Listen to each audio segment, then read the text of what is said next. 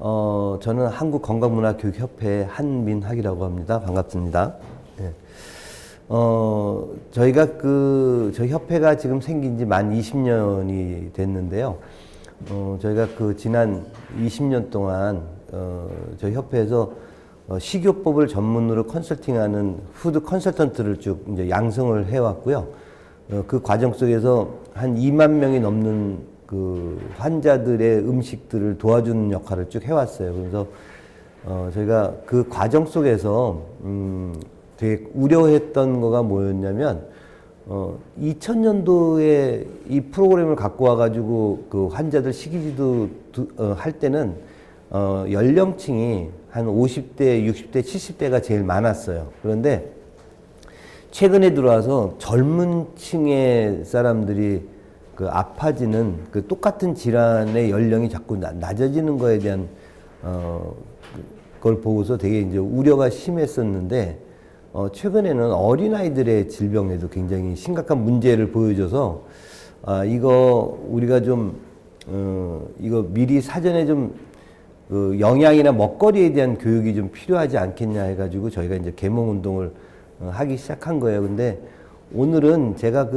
아이들의 건강에 관련된 얘기를 좀 드리고 싶었던 이유가 뭐냐면 결국 이제 지금 자라는 아이들이 앞으로 우리나라를 짊어질 일꾼들이기 때문에 되게 건강해야 되거든요. 그런데 왜 어린아이들이 갑자기 전에 없었던 질환들이 자꾸 생기는 원인이 뭘까에 대한 거를 우리가 좀 잘 지켜봐야 될 것 같아서 오늘의 주제를 이렇게 아이들 건강에 관련된 주제를 좀 잡았어요. 그래서 이게 저는 1950년대에 태어나가지고 지금 이제 60대를 살아가는 과정이기 때문에 그 전 세대나 그 뒤의 세대에 대한 건 잘 모르겠지만 제가 지금 지난 60몇 년 동안 살아온 거에 대한 삶은 제가 잘 기억을 하고 있어요. 그래서 그 과정 속에서 왜 우리나라 사람들이 전에 없었던 질환들이 자꾸 생기는 거고, 전에는 나이 들어서 생겼던 병들이 왜 젊은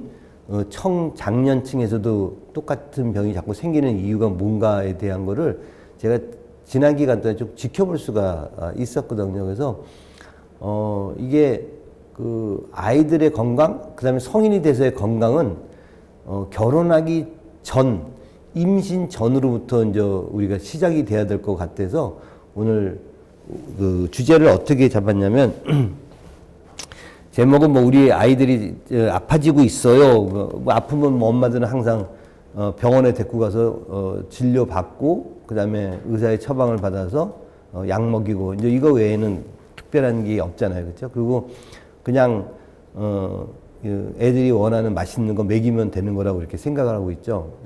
오늘 이후서부터 먹거리에 대한 패러다임을 전체적으로 좀 바꾸는 그런 시간이 좀 됐으면 좋겠어요. 그래서 오늘 주제를 영유아기, 학동기 어린아이한테 발생되는 질환이 도대체 어떤 질환이 있고, 그 다음에 어린아이들 건강에 영향을 끼치는 요인이 도대체 뭘까? 그 다음에 우리가 몰라서 자주 먹이는 불편한 음식, 불편한 먹거리가 뭐고, 이게 이제 어떤 영향을 끼치는가? 그 다음에 아이 건강을 위해서 어떤 음식을 통해서 영양을 공급해야 될 것인가? 그 다음에 아이가 성장하기 위한 기초 영양소는 아마 아이들을 키우는 엄마들 입장에서 굉장히 관심이 있을 거라고 저는 생각이 들어요. 뭘 먹여야 될지. 인터넷에 하도 요새 많은 정보들이 있기 때문에 어떤 경우는 좀 도움을 받을 수도 있지만 어떤 경우는 되게 혼돈될 수 있는 그런 경우들이 많이 있을 거예요. 그래서 제가 오늘은 여러분한테 약간의 좀 기준을 잡아주는 역할을 좀 하도록 할게요. 이제 글씨가 잘 보일지는 모르겠지만 제가 한번 읽어볼게요.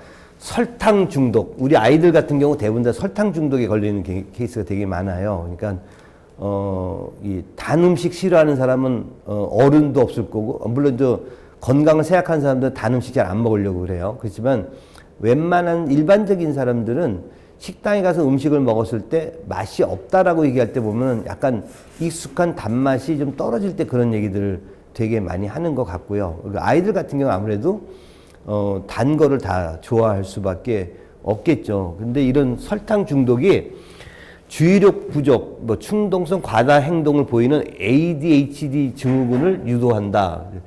이거는 제가 어렸을 때 경험을 해봐서 잘 알아요. 제가 어렸을 때 이 사탕을 되게 많이 먹은 덕에 굉장히 그 행동이 과했던 경험을 직접 경험한 사람이기 때문에 이게 어떤 영향을 끼치는지 제가 너무나 잘 알고 있고요.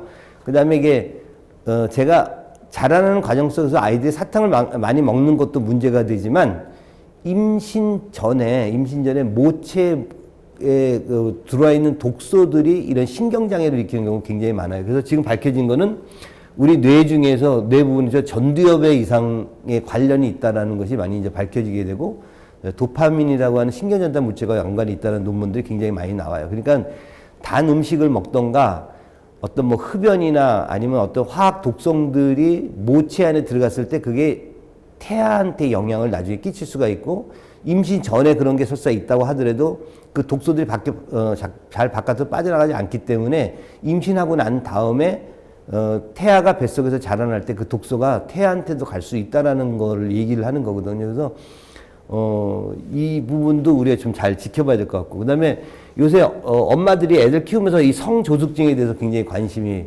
많이 있죠. 애들 빨리 성장하게 되는 것도 생리 같은 경우도 되게 빨리 시작을 해서 굉장히 그 문제가 좀 심각해요. 그래서 성조숙증하고 비만은 굉장히 비슷한 양상을 갖고 있는데 아이들의 빠른 성장하고 성장의 조기 종료, 그러니까 빨리 자라니까는 키도 별로 자라지 않은 상태에서 스탑되는 그런 경우들이 있죠.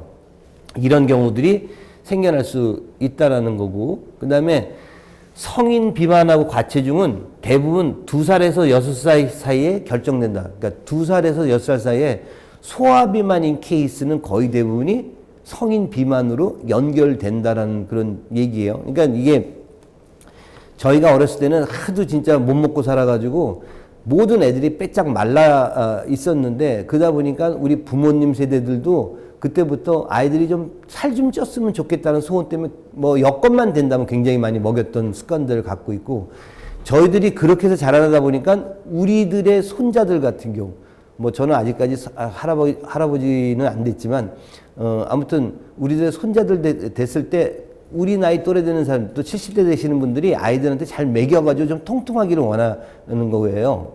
그러다 보니까 아이들이 소아비만이 될 수 있는 가능성이 굉장히 많아지게 되는데, 이 소아비만이 되게 되면 어떤 결과가 생기냐면 비만 청소년 53%가 5살 때부터 과체중이나 비만을 보였었다. 53%가 지금 현재 청소년 중에 53%의 그 비만한 애들은 벌써 5살 때부터 과체중이나 비만을 보였고, 3살 때 비만이었던 애들의 90%가 청소년 시기에도 과체중이나 비만으로 이어진다라는 결과가 나왔어요. 그래서 이거는 외국도 마찬가지고 우리나라도 최근에 비만에 대한 사회적인 문제성들을 굉장히 많이 보고를 하면서 연구 결과가 미국도 많이 나오고 우리나라도 똑같은 이런 결과들 많이 나오고 있다는 걸 지켜볼 필요가 있다라는 거예요. 그래서 비만이라고 하는 건 대사 장애의 가장 기본이라고 될 수가 있는데, 그러니까 대사가 잘 되지 않으면 남는 여분의 탄수화물들이 그 지방세포로 바뀌고 중성지방으로 바뀌고 지방세포가 이제 쌓이게 되잖아요. 그러니까 그런 비만을 통해서 결국은 심내 혈관계 질환까지 연결이 되고 또 당뇨하고도 연결되기 때문에 어떻게 보면 비만이 시작이라고 볼 수 있어요. 그러니까 어린 아이들한테 소아비만을 만들게끔 하고 나면 그 다음부터는 나중에 평생을 이 성장하는 과정 속에서 또는 이 중장년이 돼서도 노년이 돼서도 이걸로 인해 가지고 문제점들이 계속 발생될 수가 있다. 그래서 비만은 당뇨, 고혈압 등 대사질환은 물론 심혈관계 질환과 각종 합병증을 일으켜서 사망까지 이르게 한다. 그러니까 비만이 시작이라는 얘기예요. 그러니까 아이들 살찌게 하는 거는 결코 바람직하지가 않아요. 물론 나이 들어서 특히 여성들 같은 경우는 처녀 때는 뭐 40 몇 킬로 뭐 이렇게 나갔다는데 출산하고 나면 아이 하나 내지 둘 낳고 나면 그 다음에는 뭐 한 60 몇 킬로씩 나가서 그걸 조절 못하는 그런 경우도 되게 많은데, 그게 이제 다들 호르몬의 문제가 생겨서 그렇다고 볼 수가 있거든요. 그러니까 이런 문제점들이 지금 사회적으로 굉장히 큰 문제라고 볼 수가 있어요. 다음에 조산을 하거나 체중이 일정 수준에 미치지 못하는 미숙아들의 경우는 아동기 혹은 청소년기에 당뇨병이 초기 발병될 위험성이 굉장히 높다. 1형 당뇨로 바뀔 수도 있다라는 그런 얘기예요. 그 2형 당뇨도 생길 수 있는 가능성이 굉장히 많고. 그러니까 이게 왜 그러냐면 산모가 그 이 건강 관리나 영양 관리에 대한 개념이 잘 없게 되면 이런 현상들이 일어날 수가 있어요. 뭐 선천적으로 내가 몸이 좀 안 좋아요 이런 얘기가 아니고요.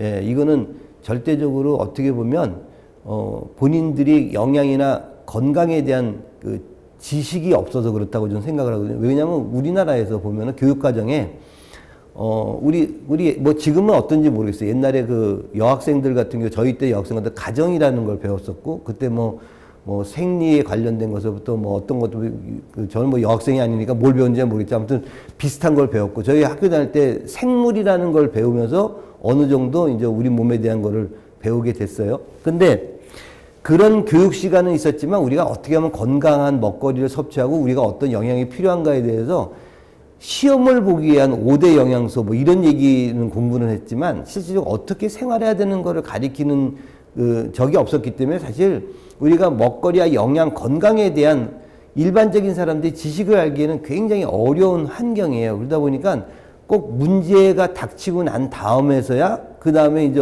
어떡하지? 그 다음에 뭐 처음에는 다 현대의학적인 치료나 또 한의학적인 치료 이런 걸 잘 받다가 그것도 문제가 안 되면 마치 음식으로 어떤 질병을 치료하려고 하는 그런 생각인데 음식으로 질병을 치료한다라는 그 생각 자체가 물론 그 음식으로 치료가 안 되는 건 의사의 의술로 치료할 수 없다 그런 얘기도 있다고 하지만 음식으로 치료하는데 시간이 되게 오래 걸려요. 그래서 병이 진전되는 속도가 빠른데 음식은 굉장히 늦거든요. 그러니까 병이 진전되는 속도를 어떻게 음식으로 쫓아가서 하겠어요. 그러니까 우리가 음식이라고 하는 거는 굉장히 우리 몸을 구성하는데 도움이 되고 질병을 예방하는데 절대적으로 도움이 돼요. 근데 환자들이 식이요법을 통해서 병을 회복하는 데 좋지만 병이 진전될 때는 현대의학적인 진료를 먼저 받고 치료를 받고 난 다음에 그 영양 공급을 해줘야 되는 거거든요.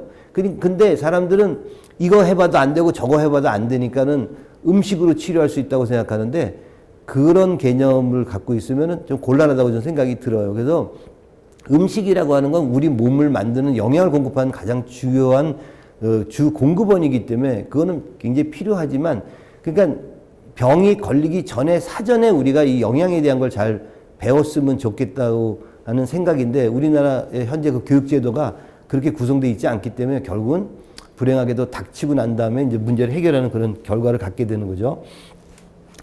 자, 그래서 그 다음에는 이제 이 영유아기, 학동기, 어린이아기 때 발생되는 질병 중에 또 하나가 뭐냐면, 여기 밑에 보면은요, 애기 여기 출산하는 그림이 있잖아요.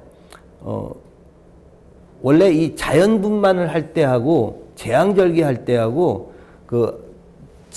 과거에는 몰랐어요. 이제 최근에 나오는 논문에 의해서 이제 이게 알게 된 사실이에요. 그러니까 과거에는 그냥 무서워서 제왕절개하는 분도 있고 아니면 그 자연분만 하려고 노력을 했는데 아이가 이제 반대로 들어서 가지고 안 되기 때문에 또 산모가 위험할 수 있어서 그래서 이제 제왕절개하는 그런 경우도 많이 있죠. 그래서 1980년대는 제왕절개하는 것도 마치 하나의 유행같이 굉장히 많은 그 산모가 제왕절개를 해서 아이들을 이제 출산을 했어요. 그 중에 한 케이스도 저희 집 같은 케이스인데, 예, 저희 집 사람도 무서워서 자연분만 시도도 안 하고 날 잡아서 미리 제왕절개를 한 케이스예요. 지금은 제가 이 공부하고 나서 굉장히 가슴 아픈 것 중에 하나인데, 그렇다고 뭐 애들 다시 다 큰 애를 들여 넣었다가 다시 뺄 수 있는 것도 아니고, 그러니까 이 자연분만을 할 때 있잖아요. 아이들이 출산할 때 머리부터 나오면서 엄마 질 입구에 있는 유산균도 있죠. 비피더스라고 하는 거하고 락토바실러스. 여러분도 유산균 하면 제일 유명한 균이기 때문에 웬만한 사람들은 다 기억하고 있을 거라고 봐요. 여성들의 질 입구에는 그런 이 여성들의 질을 보호하기 위한 그런 유산균들이 거기에 깔려 있어요. 그게 이제 머리를 밀고 나오면서 아이가 머리를 밀고 나오면서 눈하고 코하고 귀를 통해 가지고 이 장내에 정착을 하게끔 돼 있거든요. 그래서 장내 미생물의 균주들이 활성화돼 가지고 결국은 장내 미생물이 올바른 환경을 갖고 있기 때문에 우리가 면역의 70%를 담당하는 역할을 하는 경우가 그 장내 미생물들이 하는 거예요. 그래서 자연분만을 하는 것 자체는 굉장히 중요하다고 볼 수가 있어요. 그거를 1980년대는 다들 몰랐기 때문에 그냥 뭐 돈 좀 있으면은 그냥 제왕절개해서 편안하게 애를 낳고 뭐 이런 데 사실은 제왕절개 하고 나서 애 낳고 나면 15일 동안 병원에 있어야 되기 때문에 또 통증도 되게 심하고 그러니까 사실 불편은 해요. 그런데 이제 이게 그 산고의 고통이 되게 무섭다고 하는 얘기 듣고서 소문 나가지고 굉장히 겁내가지고 그걸 안 하려고 하는 건데 아무튼 그렇게 하다 보니까 제왕절개에서 난 아이들은 장내 미생물의 균주가 자연분만 하는 애들하고 종류가 다르고 양도 다르고 굉장히 이 퀄리티가 떨어지는 거예요. 이제 그러면 우리 주변에서 도대체 제왕절개에서 난 아이들이 얼마큼 많은가를 한번 우리 주변에서 한번 알아볼 필요는 있을 것 같아요. 자, 이렇게 되면은 우리 몸에서 있잖아요. 그 장내 미생물이 원래는 유익균이 다 있어야지 정상인데 생활 환경을 통해서 몸에 해가 되는 균들이 발생이 돼요. 그리고 우리가 이제 유해균이라고 얘기하거든요. 이 유해균이 많아지게 되면 장 기능이 떨어지게 되고 장에 이제 문제들이 여러 종류의 문제가 발생이 돼요. 아까도 말씀드린 같이 기본적으로 장내 미생물은 면역의 70%를 담당한다 그랬어요. 그러니까 내가 자꾸 설사가 난다든지 변비, 설사가 이게 반복적으로 생긴다든지 아니면 음식을 먹고 난 다음에 소화 흡수가 좀 잘 안 되고 자꾸 장에서 트러블 같은 것들이 생기게 되고 이런 문제가 있다라는 거는 결국은 뭐냐면 장내 미생물의 균형이 깨졌다라는 거예요. 그 균형이 깨졌다라는 그런 얘기예요. 근데 장내 유해균 중에서 보게 되면 유독 뇌에다가 손상을 일으키는 유해균이 있다라는 거예요. 그걸로 인해서 생기는 게 뭐예요? 자폐라는 게 생긴다는 건 요새 최근 몇십 년 동안 우리나라에서 자폐아들이 굉장히 많이 생성되는 이유 중에 하나는 장내 미생물의 생태계가 깨져서 그런 케이스가 있다라는 거예요. 그것도 뭐 이제 태어날 때 엄마가 제왕절개에서 나온 꼭 이 케이스만 있다라는 그런 얘기가 아니라 제왕절개라고 하면 무조건 자폐로 연결된다 이런 얘기는 아니에요. 그런 얘기는 아닌데 이런 것도 한 예가 될 수도 있고 그다음에 아이가 성장하는 과정 속에서 장내 미생물이 올바르게 유익균들이 활성화되지 않았을 때는 그게 자폐가 형성이 될 수 있다라는 그런 얘기예요. 자폐뿐만 아니라 굉장히 많은 질병과 연관돼요. 그러니까 최근에 그 장내 미생물에 관련된 논문이 지난 한 6, 7년, 7, 8년 동안에 4만 건이 넘는 논문들이 쏟아져 나와요. 그게 어떤 논문들이냐면 이 장내 미생물과 그다음에 파킨슨병하고 장내 미생물하고 치매하고 지금 오늘 여기 들으시는 분들 중에서 아마 다 해당이 될 거라고 봐요. 아마 여러분들 요새 치매나 파킨슨 같은 경우는 굉장히 노인화되는 과정 속에서 나는 저런 질병 걸리지 않았으면 좋겠어 하는 대표적인 질병들이거든요. 그러니까 그게 삶의 질이 떨어지고 가족들 전체가 되게 힘들을 수 있는 질병이기 때문에 굉장히 불안해하는데 그게 뭐하고 관계가 되냐면 장내 미생물하고 다 관계가 되는 거예요. 그래서 이제 아이들 같은 경우 이 자폐 같은 경우도 그럴 수 있다라고 연구 보고가 이제 나왔기 때문에 지금 제가 드린 얘기고요. 장내 미생물의 생태계 파괴는 성장기 청소년의 면역 기능을 저하할 뿐만 아니라 신경계, 내분비계 있잖아요. 신경계는 이 신경계를 얘기하는 거, 내분비계는 우리 호르몬들과의 관계되는 거예요. 호르몬들과 관계가 있다. 장내 미생물. 그러니까 어린아이들이 태어나고 난 다음서부터 자라는 과정 속에서 엄마들이 째려봐야 될 것 중에 하나가 잘 지켜봐야 될 거가 뭐냐면 애가 배탈이나 이런 게 얼마큼 자주 나는지, 그러니까 장내 미생물이, 그러니까 배변 상태가 되게 좋은지 알려면은 그걸 보게 되면 장내 미생물 상태를 볼 수 있거든요. 그러니까 아이들의 배변 상태를 자꾸 체크를 해서 애가 장 상태가 어떤지를 잘 봐야지 돼요. 물론 이제 그것뿐만 아니라 먹이는 음식이 장내 미생물이 끼치는 영향이 굉장히 크기 때문에 그런 것도 같이 잘 이해하고 계셔야 되고요.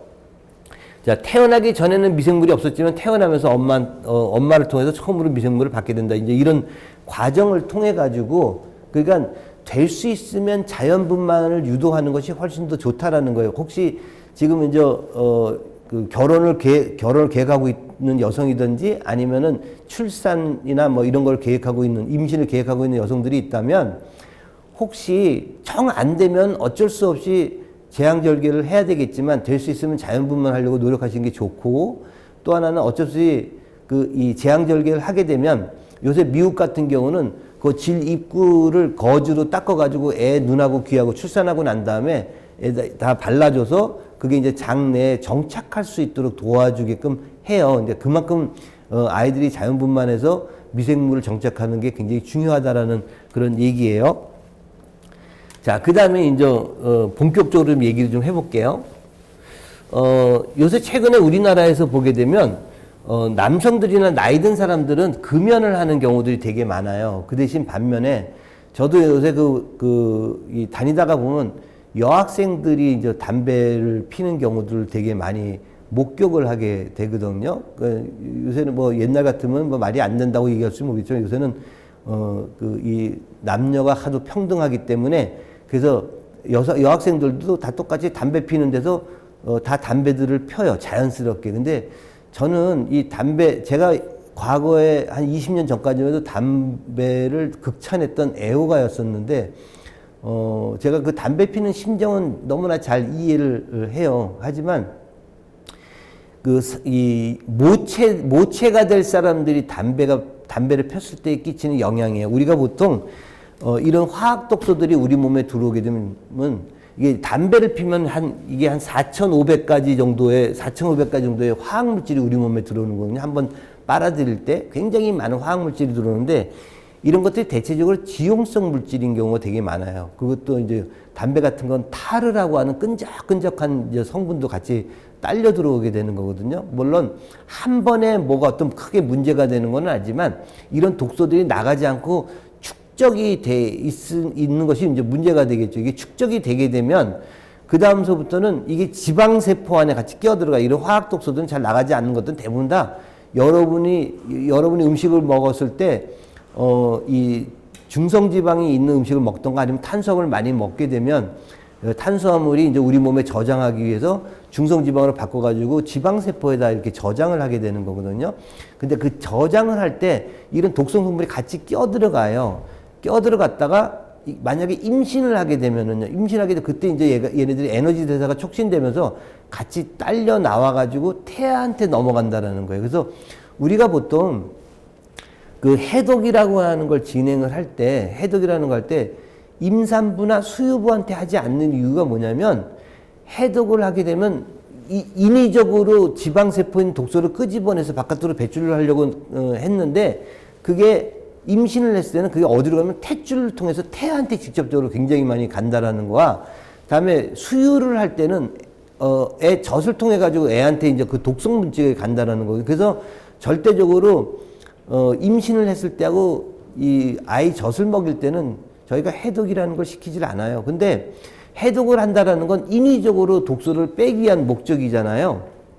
그러면 일단 독소들이 몸 안에 축적돼 있으면 이게 임신 전에도 축적이 돼 있었던 것이 임신을 하는 과정 속에서 태아한테 갈 수 있는 가능성이 굉장히 높아요. 그래서 될 수 있으면 이 여성들은 좀 담배를 피는 걸 좀 자제하는 게 훨씬 좋죠. 남성들도 이거 뭐 백해무익하니까 남자들도 끊어야지 돼요. 그렇죠? 네, 그렇지만 여성들은 좀 더 위험성이 있다.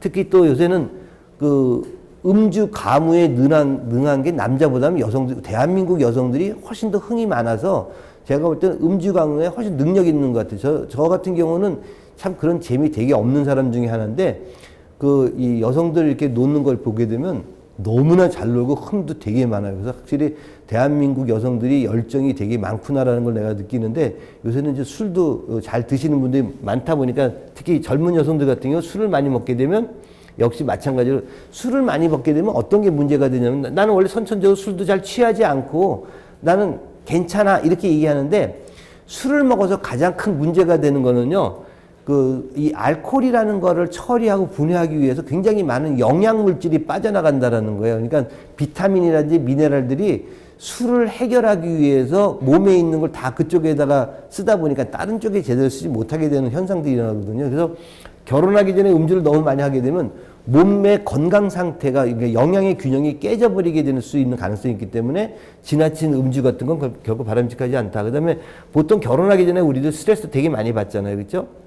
이것도 문제가 될 수 있고, 그 다음에 임신 전에 비만인 케이스, 그러니까 비만인 여성이 임신을 하게 됐을 때 아이한테 당뇨와 비만이 생길 수 있는 확률이 굉장히 높아진다는 연구 결과는 굉장히 많이 나오고 있어요. 그러니까 그런 것도 조심하셔야 된다는 거예요. 그러니까 모체가 비만일 때는 아이가 당뇨가 생길 수 있는 가능성도 굉장히 크다라는 것도 좀 이해할 필요가 있고요.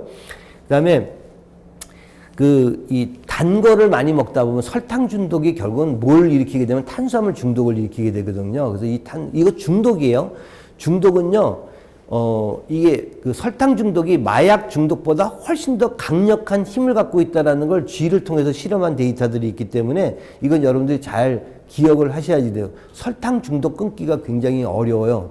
그러니까 설탕, 단 거 끊기가 어렵기 때문에 탄수화물 중독으로 연결되게 되고, 그다음에 그러다 보니까는 사람들이 나이가 들면서 탄수화물을 자기도 모르게 계속 먹는 경우도. 그래서 나이 든 사람들이 제일 많이 먹는 게 떡 같은 거 많이 먹죠. 떡. 예? 떡 냉동고에다 넣어놓고서 각종 떡들을 갖고, 이게 이제 빵이 나쁘다고 하니까 또 밀가루 음식이 나쁘다고 하니까 떡을 먹는데, 떡을 먹으면 혈당을 올리는 데는 굉장히 큰 역할을 하는 거거든요. 그래서 이런 탄수화물 중독들을 나중에 얘가 이제 이건 대한민국 전 국민이 다 조심해야 될 거지만, 우리가 임신 전에 비만하게 되는 거는 결코 바람직하지가 않다. 그 비만의 원인이 과당이 많이 들어가 있는 음료들 먹는 거나 아니면 빵이나 이런 것들, 밥은 잘 안 먹어요. 젊은 여성들은 밥은 잘 안 먹는데, 뭐 스파게티를 많이 먹는다든지, 빵을 먹는다든지, 라면을 먹는다든지, 이런 면 종류를 되게 많이 먹기 때문에 또 굉장히 단 음료들 많이 먹잖아요. 그렇죠? 그러니까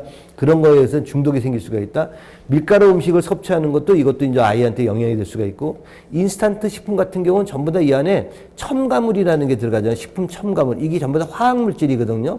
이런 거가 담배보다는 적지만 굉장히 많은 화학물질이 인스턴트 식품 통해서 우리가 들어올 수가 있어요. 그러니까 우리 이런 거 있잖아요. 우리가 애들 잘 먹는 M&M 초콜릿이라고 하는 거, 동글동글한 초콜릿. 죄송해요. 제가 어떤 브랜드 이름을 정해서. 그러면 M&M이라고는 얘기 안 할게요. 아무튼 동그란 초콜릿. 예. 이거를 접시에다 딱 놓고서 이렇게 물을 쭉 뿌리면은 회오리 치면서 무지개 컬러가 쫙 나와요. 근데 그게 뭐냐면 그 색소거든요. 그거를 먹었다라는 건 우리는 초콜릿만 먹은 게 아니라 그 색소를 먹은 거거든요. 그러니까 이게 법적으로는 이 정도 먹으면 괜찮기 때문에 이제 식약처에서 허가를 하지만, 그 비슷한 종류의 색소 물질을 초콜릿에도 들어가 있고, 사탕에도 들어가 있고, 아이스크림에도 들어가 있고, 뭐 어떤 쿠키에도 들어가, 이렇다고 한다면 우리는 굉장히 다양한 종류의 색소를 먹기 때문에 결국은 초과하게 되는, 기준치보다 초과하게 되는 그런 현상이라는데, 이것도 역시 먹는다고 금방 나한테 무슨 문제가 일으키면 안 먹겠죠. 근데 문제가 일어나지 않다가 이게 수십 년 먹다가 보면 나중에 이제 축적돼서 일어나는 문제거든요. 그러니까 이런 것들을 우리가 잘 생각해 볼 필요가 있다. 우리 임신하게 되면 약은 잘 안 먹지만은 이런 과자 같은 건 되게 많이 먹어요. 그 다음에 아이스크림 같은 거 있죠. 색깔 노랗고 빨갛고 이런 아이스크림 같은 거, 이런 거 되게 많이 먹잖아요. 그래서 그러다 보니까 그 다음에 또 우리가 뭐냐면 대기 중에 노출되어 있는 화학 독소들, 그러니까 미세먼지라든지 초미세먼지 같은 거 호흡기 통해서 되게 많이 들어오죠. 그러니까 눈에 보이지는 않지만 굉장히 짜잘한 것들을 어마어마하게 우리가 호흡기를 통해서 들어오고, 다음에 소화기를 통해서 이런 독소들이 들어와요. 그 다음에 우리가 결혼하기 전에 영양결핍이나 영양의 불균형 같은 경우가 일어났을 때 이게 다 누구한테 영향을 끼칠까요? 아이한테 영향을 다 끼친다. 이 독소는요, 어디 빠져나가질 않아요. 그래서 저희가 식이요법을 하면서 식이요법 중에서 이제 환자들 식이요법 할 때도 제일 먼저 선행되는 거가 해독이라는 프로그램을 먼저 선행하고, 그 다음에 뭐 다이어트든 당뇨든 종양이든 뭐 자가면성 질환이든 이렇게 이제 식이지도를 하는데, 저는 해독이라고 하는 거는 질병을 예방하는 차원에서 제일 먼저 했으면 좋겠다는 이 대상자 1번이 누구냐면, 저는 임신을 계획하고 있는 가임 여성이라고 생각을 해요. 그러니까 아이들한테 그 정상적인 임신과 그 다음에 건강한 아이를 출산하기 위해서는 모체가 굉장히 건강해야 돼요. 물론 아버지 되는 정자의 정충의 상태도 굉장히 잘 봐야 되겠지만, 가장 중요한 건 모체거든요. 모체 몸에서 자라나기 때문에. 그러니까 모체 몸에 독소가 있으면 안 돼요. 그래서 그 독소가 태아한테 퇴출을 통해서 넘어가기 때문에. 그러니까 임신을 계획하고 있는 사람은 체내 독소를 최소화시키는 작업이 필요해요. 그래서 해독의 첫 번째 대상은 가임 여성이다라고 저희 얘기를 하거든요. 그래서 결혼 전에 해독하는 건 필수고, 그다음에 해독한 후에 영양의 균형을 잡고 난 다음에 임신을 했으면 좋겠다. 그래야지 올바른 건강이 태아한테 전달될 수 있기 때문에 해독한 후에 영양의 균형을 맞추는 것을 좀 꼭 사람들한테 알려줬으면 좋겠어요. 그래서 이게 저는 이제 전 국민이 좀 이런 거에 대한 걸 좀 이해했으면 참 좋겠는데, 참 되게 많이 걱정이 되고, 젊은 사람들 이렇게 먹는 식생활을 이렇게 보게 되면 저걸 어떡하지라는 제가 좀 안타까운 마음을 보고서 쳐다볼 수밖에 없는데, 뭐 요새는 뭐 또 무슨 얘기할 수도 없잖아요. 그러니까는 참 답답해요. 예. 자, 우리 아이 건강에 영향을 끼치는 요인 중에서 보면 임신 중에 끼치는 요인, 임신 중에 미세먼지 등 공해 물질을 호흡한 여성들이 고혈압을 앓는 아이를, 고혈압을 앓는 자기가 아니야, 아이가 앓는다는 거, 아이가. 예? 그러니까 엄마가 어떤 생각과 어떤 생활 환경을 갖고 있느냐에서 누구한테 영향을 끼치게 되냐면 아이한테 끼친다라는 거에서, 이 아이가 고혈압을 앓을 수 있는 위험성이 굉장히 높아진다. 지금 제가 오늘 얘기 드리는 거는요, 전부 다 굉장히 논문화되어 있는 저널에 나왔던 내용들이기 때문에 믿으셔도 돼요. 자, 임산부가 흡연을 했을 때, 여러분들 임산부가 흡연하는 경우 되게 많아요. 알면은 하겠어요? 모르니까 하는 거지. 예? 그러니까 이거 모차르트 음악을 틀어놓고서 따뜻한 소파에 앉아가지고 바깥에 앉아서 담배를 핀다. 이게 좀 올바른 태교가 될란가는 난 잘 모르겠어. 예? 예. 요새는 뭐 태교 때문에 태교 음악도 많이 트는데, 담배 피고 그 맛있는 커피를 마시면서 태교를 한다는 건 말이 될까요? 아무튼 이게 이제 이 임산부가 담배 피는 건 다들 끔찍하게 생각하지만 의외로 임산부가 담배 피는 경우들이 굉장히 많아요. 소아 천식 발생 위험을 85%까지 증가시킨다. 애가 태어났는데 자꾸 천식기 있는 거예요. 킥킥거리고. 왜 그러지? 그러고서 남편 쳐다보고 당신 가족 중에서 누가 천식 있는 사람이 있었어? 이렇게 물어볼 수도 있을까봐 제가 하는 얘기예요. 예, 예. 임산부가 담배를 피게 되면 아이가 소아 천식이 발생될 수 있는 가능성이 85%가 된다라는 거.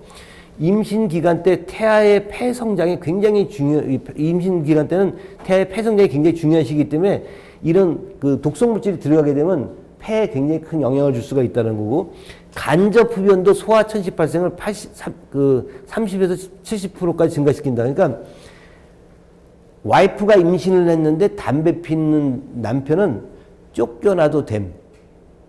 예, 이렇게 이해하시면 돼요. 예, 쫓겨나도 될 정도의 역할을 하는 거야. 그러니까 여러분들 저는 담배를 많이 폈기 때문에 잘 알아요. 담배를 피게 되면 담배 연기가 옷에 묻게 되면은요, 이게 잘 빠져나가지, 들러붙으면 빠져나가지 않아. 근데 내가 이제 바깥에서 담배 피고 와가지고 아이를 이렇게 이게 안아줄 때 이렇게 얼굴을 내 옷에다가 댈 거 아니에요. 이건 무슨 얘기냐면, 애 보고서 너도 담배 좀 같이 펴봐. 이거랑 똑같은 얘기예요. 그러니까 이제 임신 중에도 남편 되는 사람들이 담배 펴서도 안 되겠지만, 출산하고 나서도 역시 마찬가지고 담배 피고 들어와서 애 안아주는 것들 하지 말아야 된다라는 얘기예요. 참 와이프가 힘드니까는 남편이 가서 도와주는 건 되게 좋은데, 담배 피고서 어이구 내 새끼 하고서 이쁘다고 이렇게 앉는 거는 애한테 독 먹이는 거랑 똑같은 거기 때문에 그런 건 절대 하지 않도록 하셔야지 돼요. 산모의 대기오염 노출도 소아 천식의 발생을 증가시킨다. 그러니까 우리가 산모들은 될 수 있으면 요새같이 미세먼지, 초미세먼지 많을 때는 마스크를 쓰고 다니는 게 굉장히 필요하다는 얘기고요. 임신 중에 산모들의 스트레스, 항생제 복용, 비만, 비타민 D 결핍이 소아 천식을 유발한다. 예? 비타민 D 결핍도 소아 천식을 유발하게 되고, 그러니까 산모들은 원래 스트레스 받으면 안 된다 그랬죠. 그다음에 항생제 같은 거 특별한 경우 아니면 먹지 않는데, 그러니까 염증이 생기지 않도록 주의하는 것도 굉장히 필요하다고 저는 생각이 들어요. 생활 속에서. 그다음에 산모들은 절대로 살이 쪄서는 안 돼. 뭐 어떻게 보면 여러분들 이거 당연한 얘기라고 생각하지만, 당연한 지식을 알고 있는 게 중요한 게 아니라 실천을 하지 않으면 아무 의미가 없어요. 그래서 이런 것들도 역시 전부 다 소아천식을 유발하는 원인이 된다. 근데 이 플라스틱 만들 때 사용되는 이 푸탈레이트라고 하는 것들이, 플라스틱이나 장난감, 또 애들 장난감에도 되게 많아요. 이런 푸탈레이트 같은 거. 네, 이런 것들은 내분비계 교란을 일으키기 때문에 임신 중에는 각별한 주의가 필요하다. 특히 임산부 같은 경우는 뭐 이게 뜨거운 이런 거 있잖아요. 임신을 했는데 남편한테 자기야 나 오늘 떡볶이가 먹고 싶어. 오뎅하고 좀 싸다 줬으면 좋겠어. 그래서 떡볶이 집에 가가지고 오뎅하고 떡볶이를 사는데 뜨거운 음식들을 어떤 집은요 떡볶이 비닐봉지 있죠 비닐봉지 네? 비닐봉지에 싸주는 집도 있고요. 오뎅 같은 경우는 플라스틱 용기 또는 스티로폼으로 되어 있는 용기에다가 이제 담아서 랩핑을 쭉 해가지고 주잖아요. 그거 들고서 임신한 와이프한테 이제 갖다 주고 같이 그걸 먹어. 예, 그거 애도 같이 먹어요. 예, 그래서 결국은 아이한테 호르몬 장애를 일으키는 원인이 될 수 있다라는 거를 잘 기억했으면 좋겠다. 임신 전이나 임신 중에 유입된 독소의 축적은, 그러니까 임신 전이나 임신하고 있는 과정 속에서 들어온 독소의 축적은 아이들의 아토피, 크론병 같은 자가면역 질환뿐만 아니라 아까 얘기했던 ADHD 같은 장애의 원인이 될 수 있어요. 이게 문제는 엄마 아빠의 무지에 의해서 모든 질환이 아이한테 연결될 수 있다라는 끔찍한 얘기들이에요. 그러니까 아이가 태어나고 난 다음에 애가 자꾸 뭐 아파서 병원 다니고 그러는 거가 엄마들은 우리 애가 왜 이렇게 약하지 이렇게 생각하는데 그게 아니라 모체 지식에 의해서 그런 현상들이 일어날 수가 있다라는 그런 얘기예요.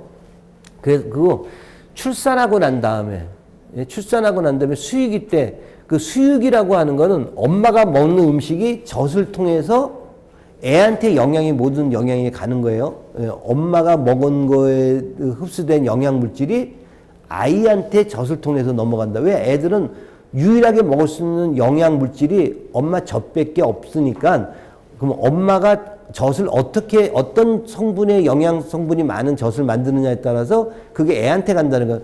영양이 많은 젖을 만들면 애가 영양을 공급받는 거고 엄마가 독소를 많이 만들어 놓으면 독소가 애한테 이제 넘어간다는 그걸 잘 기억을 하세요.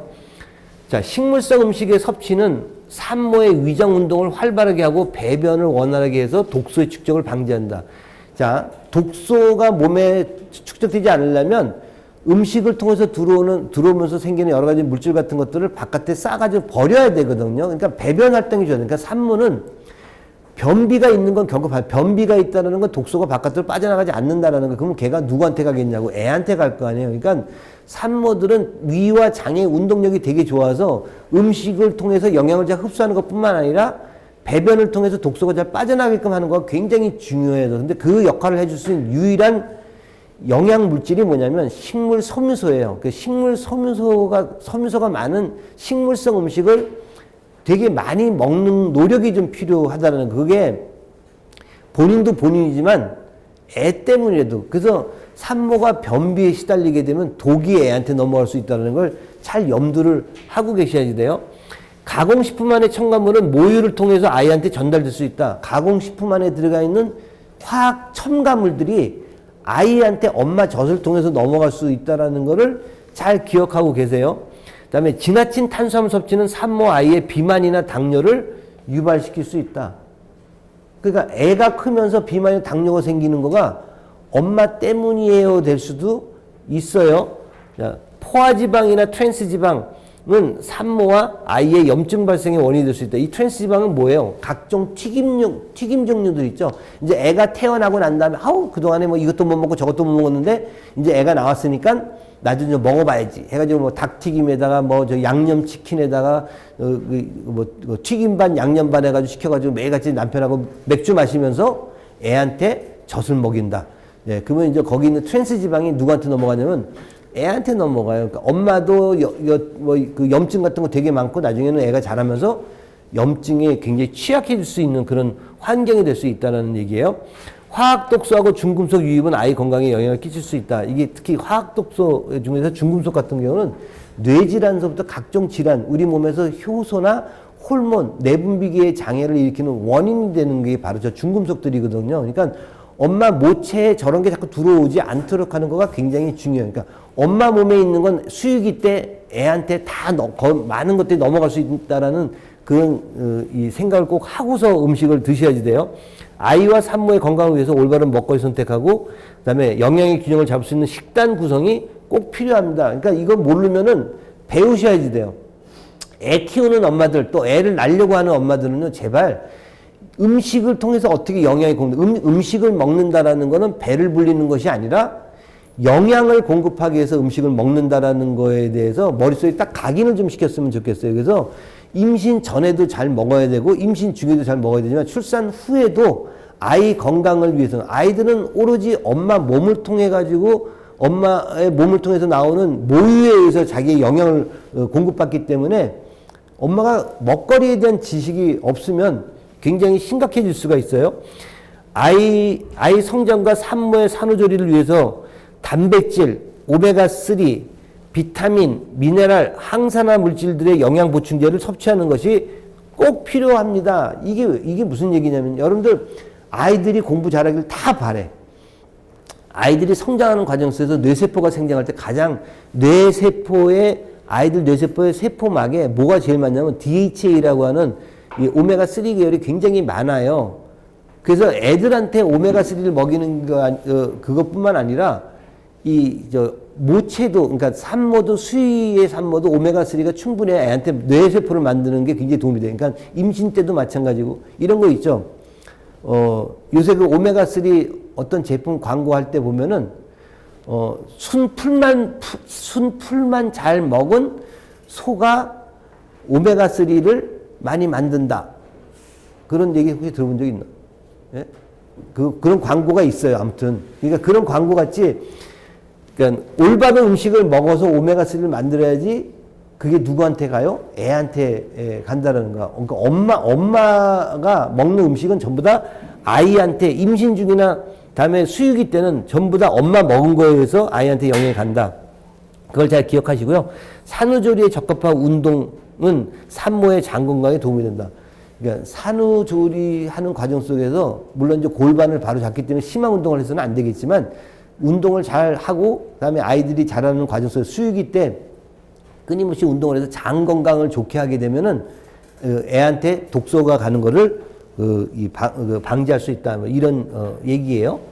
자, 그다음에 우리가 몰라서 자주 먹는 불편한 먹거리들에 대한 얘기 좀 해볼게요. 역시 라면은 냄비에다 끓여 먹어야지 좋다라고 얘기하는 사람 되게 많아요. 그러니까 저는 아프려면 무슨 짓을 못 하겠니? 라고 저는 얘기해 주고 싶어. 나중에 치매 걸리고 싶니? 뭐 이런 얘기도 있잖아요. 지금 전 세계적으로 알루미늄이 치매의 원인이라고 하는 건 뭐 치매 원인이 여러 가지가 밝혀졌지만 그래도 알루미늄이 치매 원인이 제일 먼저 밝혀진 거거든요. 근데 이거 전부 다 알루미늄 되게 많아. 이거 먹고 여기다 밥까지 말아 먹어서 숟가락으로 긁어대기 시작하면 알루미늄 통째로 퍼먹는 거랑 같은 거예요. 예. 그러니까 이거 라면 자체도 안 좋은데 그릇에도 문제가 있어. 김밥이 나쁘다라는 거 아니야. 김밥의 재료를 잘 선별해야 된다라는 그런 얘기예요. 그 다음에 우리가 흔히 얘기하는 그 패스트푸드라고 하는 것들, 그 다음에 아이스크림 같은 거, 이런 것들이 보통 이렇게 누렇게 구운 것들은 다 뭐가 있냐면 당독소라는 게 있어요. 이걸 우리가 열성 당독소, 열을 가해가지고 당독소가 생겨요. 우리는 빵 먹을 때마다 내가 당독소 하나 먹는다, 2개 먹는다, 이렇게 이제 생각하면서 드시라는 그 얘기예요. 왜냐하면 이 당독소가 장내 미생물의 생태계를 파괴시킬 수가 있어요. 저거를 물론 제가 잘 됐으면 저걸 처리하는 게 장내 미생물 처리를 하지만, 그래서 당독소가 많은 구운 빵 종류 또는 합성 치즈 같은 거 있죠, 치즈.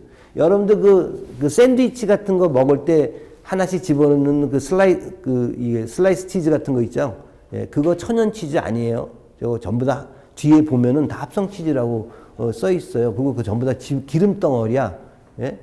그 기름 덩어리니까 그런 거를 잘 안 드셨으면 좋겠다. 라면이나 컵라면, 각종 가공식품 같은 거, 이런 것들이 다 장내 미생물의 생태계를 파괴하는 가장 근본적인 원인이라고 보시면 돼요. 청량음료에는 액상과당이라는 게 되게 많이 들어가서 비만이 되던가 혈당을 올리던가 둘 중에 하나에 굉장히 큰 역할을 해. 그래서 대사장애를 일으키는 가장 큰 문제가 있다는 거예요. 그러니까 엄마들이 이게 빵 먹이면서 체한다고 콜라나 사이다 같은 거 먹이는 건 2번 죽인다고 그랬어요. 빵으로 1번 죽이고 콜라로 한 번 죽이고 그래서 2번 죽인다고 얘기했어요. 분명히. 그러니까 이런 것들은 별로 바람직하지가 않다라는 거. 그다음에 우유는 실질적으로 우유를 먹이는 거에 대한 논란의 여지가 굉장히 많은데 이제 그거는 뭐 약간 정치적인 얘기도 있고 그러니까 우유보다는 저는 산양유를 먹이기를 권해요. 산양유를. 예. 그래서 우유에 들어가 있는 카제인하고 산양유에 들어있는 카제인이 종류가 달라서 우리는 그 산양유를 굉장히 잘 처리할 수 있어. 그러니까 산양유를 먹는 것이 아이들 건강에 훨씬 더 좋다. 단 비싸다라는 이유 때문에 걱정이 된다면 나는 우유 사 먹을 만큼만 사 먹였으면 좋겠어요. 우유 사 먹을 돈만큼만 산양유를 사 먹이면 참 좋겠다. 이런 것들을 계속 얘기하다 보니까 최근에 우리나라에서 이제 산양유를 생산하는 그 농가가 늘어나기 시작을 했는데 아직까지는 좀 부족해요. 아직까지는 양이. 그래서 얘네들이 그 임신하고 출산해야지 다 젖이라는 거 짜잖아요. 그 시기가 지나서 이 산양유가 고갈되게 되면 외국에서 지금 수입되어 오는 이 그 산양유 파우더 같은 것도 있거든요. 그런 걸 잘 활용을 해서라도 아이들이 우유 대신 저는 산양유를 좀 먹였으면 좋겠다라는 말씀을 드리고 싶고요. 그다음에 100% 농축 과일 주스가 이 100% 농축 과일 주스에 대한 의미를 잘 알아야 되는데 저 농축을 시켰다라는 것 자체는 열을 고온을 가열해 가지고 한 7배 정도 그 졸이는 거거든요. 그러니까 오렌지를 착즙을 해요. 착즙을 해서 열을 가해가지고 7배로 졸여. 그 졸이게 되면 조청 같은 형태가 돼요. 조청 같은 거. 그러면 어디다 갖다 던져놔도 썩지도 않아. 그랬다가 거기다 다시 7배의 물을 부어서 원상태로 돌려놓는 것이 우리가 100% 농축 주스라는 거거든요. 그러면 거기에는 영양이 거의 없어요. 예, 당만 올리게끔 돼 있지. 그래서 아이들한테 100% 오렌지 주스 먹이면은 영양이나 비타민 C를 준다고 생각하는 생각은 좀 안 했으면 좋겠다. 애들의 비만이나 혈당을 조장할 수 있다는 걸 여러분 잘 이해했으면 좋겠어요. 그 다음에 요크루트 같은 거, 아이스크림 같은 거, 빙가류 같은 거, 또 햄이나 소시지, 가공육들 같은 거는 첨가물들이 굉장히 많이 들어가기 때문에 그래서 이런 것들은 아이들한테 별로 도움이 안 돼요. 그래서 이런 거를 그러니까 아이들이 성장하는 과정 속에서 6세가 되기 전에 6살쯤 되기 전에 입맛이 결정되거든요. 그러니까 그 입맛이 결정될 때 우리 아이한테 자연 음식을 먹일 거냐 아니면 이렇게 중독이 될 수 있는 이런 그 단 음식을 먹일 거냐는 엄마의 지혜에 의해서 달라질 수 있다라고 제가 얘기를 드리고 싶어요. 그러니까 제발 여러분이 정말 사랑하는 아이들이라고 한다면 공부 잘하는 것도 좋지만 우선적으로 애들이 건강해야 될 거 아니에요. 그러니까 건강하기 위해서는 엄마들의 지혜가 꼭 필요합니다. 모르면 물어보세요. 모르면 물어봐서라도 애들한테 어떤 음식을 먹이고 결국 음식을 먹는다는 건 영양을 공급하는 거니까 그거에 대한 지혜가 꼭 필요해요. 이거 엄마들한테 굉장히 필요한 얘기들인데 이런 얘기 하게 되면 어떤 엄마들은 귀를 막으려고 해. 왜 그러냐면 먹일 게 없어지면 어떻게 해요? 뭐 이런 얘기들 때문에. 그러니까 자꾸 그런 걱정을 하는데 진짜 애들이 건강하길 바라면 잘 좀 이해했으면 좋겠다. 그래서 우리 아이 건강을 위한 음식의 영양은 식물 섬유소가 많은 채소를 좀 많이 먹였으면 좋겠다. 채소. 그래서 우리 애가 채소를 안 먹으려고 해요. 어떻게 해요? 라고 하면은요. 그건 엄마의 몫이에요. 어떻게든지 먹이게끔 하는 게 굉장히 필요한 거지. 어떻게 해요? 애들이 싫어해요. 근데 싫어하는 게 중요한 게 내가 진짜 우리 아이들이 앞으로 건강하게 자라려면 애들이 안 먹는 게 아니라 어떻게 하면 잘 먹일 수 있을까? 애들 지혜가 필요해요. 그래서 저희가 어떻게 하냐면은요. 어느 아이든지 계란은 다 좋아해. 예? 계란. 예, 계란을 이렇게 계란말이 뭐 이런 거 할 때요. 그 안에 채소 들어가는 것도 싫어하냐면 아예 즙을 채소를 갖고서 믹서에 갈아가지고 곱게 갈아서 즙을 만들어서 그걸 갖고 뭐 계란탕을 만들지 아니면 계란말이를 만들지 그렇게 해서라도 먹이면 돼요. 그러니까 먹이려고 노력을 하시는 게 굉장히 중요해요. 그 다음에 브로콜리 같은 거 있죠. 브로콜리 대 같은 거를 버리지 말고 그거를 카타기로 막 쪼으면 쪼순다는 표현이 맞는 표현인지 모르겠지만 아무튼 이 좁쌀만하게 되거든요. 좁쌀만하게. 그래서 이제 밥을 하고 난 다음에 뜸 들이려고 이제 뚜껑을 열잖아요. 그때 그 쪼사놓은 브로콜리를 거기다 놓고서 이렇게 이제 한 번씩 이게 섞어주잖아요. 그 다음에 싹 뚜껑을 덮었다 딱 열면은 그게 약간 노란빛, 조 얹어놓은 것 같은 노란빛이 나요. 근데 그게 냄새가 하나도 안 나. 이게 채소라고 아무도 생각을 못 해. 그래서 그렇게 해서 브로콜리를 먹일 수도 있어요. 그게 엄마의 지혜거든요. 그러니까 우리 애가 안 먹어요가 중요한 게 아니라 어떻게 하면 먹일까를 고민해 볼 필요가 있다라는 거예요. 아까 얘기한 대로 우유보다는 사냥류를 먹였으면 좋겠다. 그 다음에 돼지고기나 소고기보다는 생선이나 닭고기나 오리고기 같은 걸 먹였으면 좋겠는데 저희 같은 경우는 이 닭고기 같은 것도 그냥 닭은 잘 안 먹이고요. 이 방사에서 키웠던 닭들이 있죠. 토종닭. 이런 것들을 일부러 사서 먹여요. 그러니까 그게 왜 그러냐면, 병아리가 부화돼서 우리 입속으로 들어오는 데까지 28일만 지나면은 입속에 들어올 수가 있어요. 그래서 애들이 빨리 살찌고 부드러운 살이 되게끔 하기 위해서 성장 촉진제 같은 것들을 많이 먹이거든요.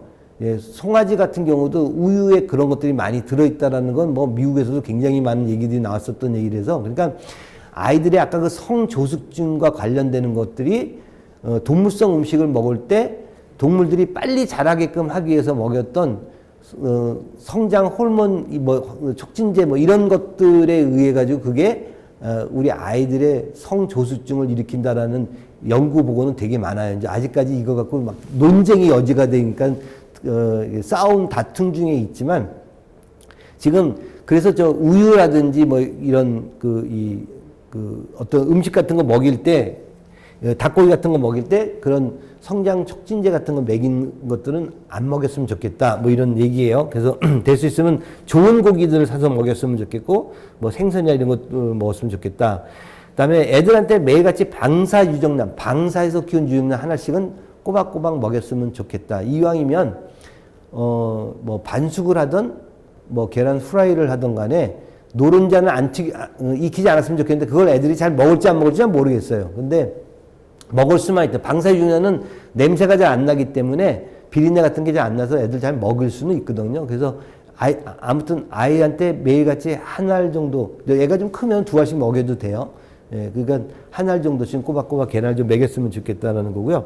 그 다음에 종합 비타민하고 오메가3, 그 다음에 이 미네랄, 그 다음에 콜라겐, 단백질 이런 것들이 공급할 때는 부족하다고 생각할 때는 보충제를 써서라도 꼭 먹이시라는 얘기예요. 그러니까 영양 보충제라고 하는 거의 개념은 뭐냐면 음식을 통해서 영양을 공급하는 게 가장 바람직해요. 그렇지만 실질적으로 굉장히 많은 양의 음식을 먹어야지만이 인체가 필요한 영양을 공급하다 보니까 올바른 식사를 하지 않고서는 이론적으로는 이해하지만 실질적으로는 먹지 못하는 경우가 되게 많아요. 그래서 그 부족한 부분, 음식을 통해서 공급받아야 되는데 부족한 부분을 대신 공급해 주는 것을 우리가 영양 보충제, 영양 보조제 이렇게 이제 표현하거든요. 그러니까 내가 아이들이 성장할 때는 단백질과 비타민, 미네랄 이렇게 굉장히 필요하고요. 뇌 건강을 위해서 오메가3가 되게 필요해요. 그 다음에 콜라겐이라고 하는 거는 많은 사람들이 콜라겐은 피부나 아니면 노화, 뼈 노화 이런 것 때문에 많이 먹고들 계시는데 이 콜라겐을 개발한 박사는 목적이 뭐였냐면 우리나라 아이들이 좀 더 키가 클 수 있도록 해주기 위해서 성장기에 애들한테 콜라겐을 공급하기 위해서 콜라겐을 개발했다라는 얘기거든요. 그러니까 콜라겐이 원래 이게 물질을 개발하게 된 동기는 우리나라 아이들이 원래 그냥 콜라겐이라고 하는 거가 3종류의 아미노산이 이제 결합돼야지 이게 만들 수가 있는데 이걸 만들려면 몸에 영양이 있어야 아미노산을 갖고서 이 콜라겐을 만들어서 이 뼈대를 만들고 피부를 만들고 다 할 수가 있어요. 근데 개인적으로 그 영양의 균형이 잘 맞춰지지 않게 되면 실질적으로 콜라겐 합성이 잘 안 돼. 그 콜라겐 합성이 잘 안 되게 되면 우리가 자라는 과정 속에서 성장통이라는 것들을 일으키게 돼요. 그러니까 잠자다가 발 툭 차는 거, 낭떠러지 뚝 떨어지는 것 같은 꿈꾸는 거 있잖아요. 그 뼈에 이제 통증 같은 거 느끼는 거. 이게 이제 콜라겐이 제대로 성장하는 거에 비해서 콜라겐층이 단단하게 굳혀지지 않아서 일어나는 현상 중에 하나거든요. 그러니까 자라는 아이들한테 사실은 콜라겐이 더 필요해서 개발됐는데 원물을 만들어 놨더니 이걸 제일 먼저 갖다 쓴 사람들이 이 화장품 회사에서 얼굴에다가 쓰는 거를 제일 먼저 쓰게 된 거예요. 최근에는 이제 먹는 콜라겐들도 많이 나오지만 그 먹는 콜라겐 자체가 목적이 아이들 성장 때문에 만들었다는 걸 기억하시고, 만약에 우리 아이가 제대로 좀 성장하려고 하면 콜라겐 같은 것도 먹이는 것도 고려해 볼 필요가 있다는 그 얘기예요. 자, 우리 아이가 성장을 위한 기초 영양소, 이거 기본적인 거예요. 단백질 굉장히 중요하죠. 그 다음에 비타민과 미네랄이 없으면 효소라는 걸 못 만들어요. 효소라는 건 대사를 진행하는데 가장 중요한 생리활성 물질, 우리 몸에서 만드는 물질이거든요. 지난번에도 혹시 강의 들으신 분도 알겠지만 이 효소는 바깥에서 들어오는 먹거리 효소라는 게 있고, 그 다음에 우리 몸에서 만들어내는 잠재 효소라는 게 있어요. 이 두 가지 종류가 있었는데, 먹거리를 통해서 들어오려면 생식을 해야지 효소가 들어와요. 생식을 해야지 들어오고. 예. 근데 이 효소도 들어오지만 우리 몸에서 자체적으로 효소를 만드는 거는 단백질을 원료로 해서 만들어요. 아미노산을 갖고 만들어요. 그렇기 때문에 이거 효소가 효소가 대사에 작용할 때는 보조인자로서 비타민과 미네랄이 있어야 대사를 작용이 일어나거든요. 그러니까 우리가 학교 다닐 때 배웠던 비타민 B1이 부족할 때 무슨 병이 생기고 B2가 부족할 때 무슨 병이 생기고 이런 거 영양학 책에도 다 써져 있잖아요. 또 미네랄 칼슘이 부족할 때 어떤 문제가 생기고 뭐 철분이 부족한 이런 게 다 있잖아요. 그게 다른 얘기가 아니라 다른 얘기들이 아니고요. 거의 대부분이 효소들의 촉매작용에 그 비타민과 미네랄을 쓰기 때문에 이게 만약에 부족하게 되면 효소 작용을 못해서 대사가 일어나지 않기 때문에 일어나는 거라고 이해하시면 돼요.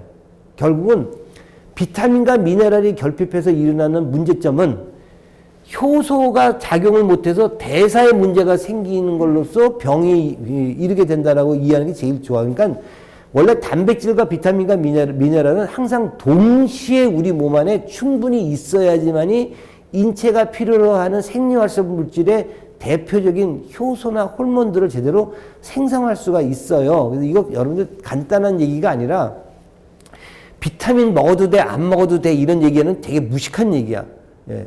이거는 머스트예요. 꼭 먹어야 되는 거죠. 꼭 먹어야 될 거지. 그거는 선택적으로 먹을 수 있는 게 아니에요. 근데 원래 음식을 충분히 잘 먹으면 보조제가 필요 없을 수 있겠지만 현대인들이 현대사회를 살아가면서 충분히 음식을 통해 영양 공급하기가 되게 어렵기 때문에 이거는 필연적으로 꼭 먹어야 된다는 그런 얘기예요. 그 다음에 요새 그 아이들 성장에는 DHA, EPA 같은 오메가3 계열의 불포화 지방산이 절대적으로 필요하다. 아까 얘기한 대로 콜라겐 같은 거가 뼈 성장에 중요하니까 이런 거는 아이들을 잘 키우는 데서 기초적인 영양 물질이라고 이해하고 먹이세요. 과자나 이런 데 돈 쓸 거 있으면 아껴가지고 그 다음에 뭐 온 식구가 나와가지고 몇십만 원치 소고기 먹고 오는 이런 거 그럴 돈 있으면 전 차라리 채소 좀 먹이고 이런 것도 보조제를 같이 병행해서 먹이는 것이 아이들 건강에 훨씬 더 바람직합니다라고 제가 얘기를 꼭 드리고 싶어요. 저는 어렸을 때 6살 때부터 비타민을 먹기 시작을 해가지고 지금까지 계속 이런 영양 보조제를 먹는데 젊었을 때 먹는 것보다 나이가 들게 되면 더 많은 보조제가 필요해요. 왜 그러냐면 노화라는 거가 따라오기 때문에 우리 몸에서 영양을 제대로 사용할 수 있는 능력이 자꾸 떨어지게 되니까 그거를 보조제를 통해서 보충해 주지 않으면 노화를 막기가 되게 쉽지가 않아요. 죽는 건 죽어요. 언젠간 죽겠죠. 그렇지만 저는 무병장수하고 싶은 마음은 있어. 예? 병 때문에 삶의 질이 뚝 떨어진 상태에서 오래 사는 건 별 중요한 건 아니고. 예, 그래서 저도 이런 영양에 대한 것들을 공부하면서 실천하면서 많은 혜택을 받은 사람이기 때문에 여러분들한테 얘기를 드리는 거예요.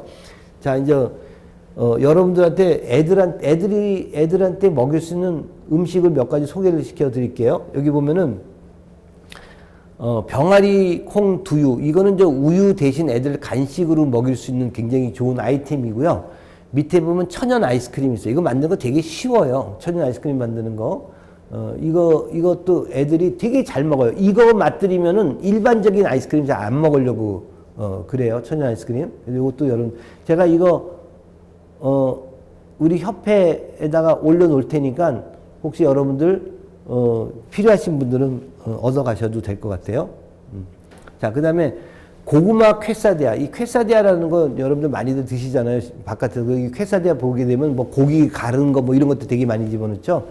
예, 고구마로 만든 퀘사디아, 제가 제일 좋아하는 간식거리나 만약에 어디 갈 때 그 샌드위치 대신 싸가기 되게 좋은 게 저 바로 이제 고구마 퀘사디아인데 영양도 되게 많고요. 그다음에 이 탄수화물 공급도 어느 정도 적당히 줄 수가 있고 그래서 여러분들한테 굉장히 도움이 될 거예요. 그다음에 아이들도 굉장히 좋아하는 음식 중에 하나이죠. 퀘사디아 같은 거. 그래서 저희 협회에서 여러분도 혹시 저희 협회 한국건강문화교육협회를 네이버에서 치게 되면 다 나와요. 네, 다 나오기 때문에 거기에서 이 정보를 가져갈 수 있는 거 정보 가져가시고요. 그 다음에 혹시 궁금한 거 있으면 협회에다가 문의하게 되면 우리 선생님들이 아마 잘 안내를 해줄 거라고 봐요. 그래서 저는 마지막으로 진짜 노인들의 건강도 굉장히 중요하고 하지만 우리는 뭐 결국은 건강해야 될 이유가 뭐냐면 우리가 건강하지 않으면 우리 자식들한테 굉장히 부담을 줄 수 있는 세대예요. 알고 보면 참 불쌍한 세대인데 우리는 부모님도 다 모셔야 되고 아이들 다 공부시켜야 되고 이제는 내 인생 내가 스스로 독립적으로 챙기지 않으면 아무도 챙겨줄 수 있는 그런 사람이 아니에요. 그래서 우리는 우리 스스로가 되게 건강해야 될 필요가 있어. 그렇지만 앞으로 우리나라의 미래를 본다면 새로 태어나는 아이들이 좀 건강하게 태어났으면 좋겠고 걔들이 잘 성장을 해서 우리나라를 잘 이끌어갔으면 좋겠다는 마음 때문에 오늘 이런 정보를 같이 공유하니까 여러분들이 이거를 잘 활용을 했으면 좋겠습니다. 감사합니다.